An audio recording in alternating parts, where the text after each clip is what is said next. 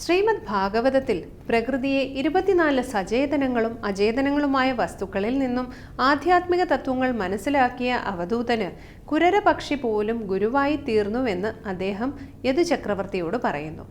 തീരെ ചെറുതാണ് കുരരപക്ഷി. ഒരു നെന്മണി കഴിച്ചാൽ പോലും വയറ് നിറയുന്ന കുരരപക്ഷിക്ക് ഒരു ദിവസം ഒരു കഷ്ണം മാംസം കിട്ടി. അത് മുഴുവൻ തിന്നു തീർക്കാൻ കുറേ ദിവസങ്ങൾ വേണമെന്ന് മനസ്സിലാക്കിയ കുരരപക്ഷി മാംസക്കഷ്ണം കൊത്തിയെടുത്ത് കൂട്ടിലേക്ക് പറന്നു. ഇത് മറ്റു ചില പക്ഷികൾ കണ്ടു. അവർ മാംസക്കഷ്ണം തട്ടിയെടുക്കാൻ ശ്രമിച്ചു. തട്ടിയെടുക്കാൻ വന്ന പക്ഷികളിൽ നിന്നും മാംസക്കഷ്ണം സൂക്ഷിക്കാൻ കുരരപക്ഷി അങ്ങുമിങ്ങും പറന്നു. പറന്നു തളർന്ന കുരരപക്ഷിയുടെ കൊക്കിൽ നിന്നും മാംസക്കഷ്ണം വഴുതി വീണു. എതിരാളി പക്ഷികൾ അതുമെടുത്ത് ദൂരേക്ക് പറന്നുപോയി. അതോടെ കുരരപക്ഷിക്ക് സ്വസ്ഥതയും കിട്ടി.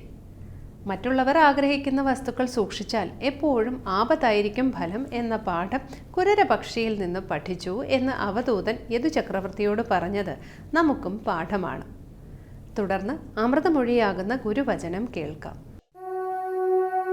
ഭക്തിമാർഗത്തിൽ തുടക്കം മുതൽക്കേ ഫലം പുജിക്കാം, ആനന്ദമനുഭവിക്കാം. മറ്റു മാർഗങ്ങളിൽ അവസാനമാണിത്.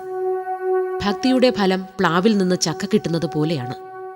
ചുവട്ടിൽ നിന്നേ ഫലം കിട്ടിത്തുടങ്ങും. എന്നാൽ മറ്റുള്ളവയിൽ മുകളിൽ കയറി ചെന്നാലേ ഫലം കിട്ടുകയുള്ളൂ.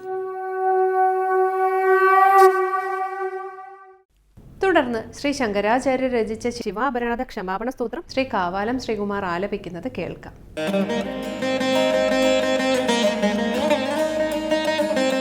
വാർദ്ധക്യേ ചേന്ദ്രിയാണാം വിഗതഗതിമതിശ്ചാധി ദൈവാദിതാപൈഃ പാപൈർരോഗൈർവിയോഗൈസ്ത്വനവസിതവപുഃ പ്രൗഢിഹീനം ച ദീനം മിഥ്യാമോഹാഭിലാഷൈർഭ്രമതി മമ മനോ ധൂർജടേർധ്യാനശൂന്യം ക്ഷന്തവ്യോ മേ പരാധ ശിവ ശിവ ശിവ ഭോഃ ശ്രീമഹാദേവ ശംഭോ.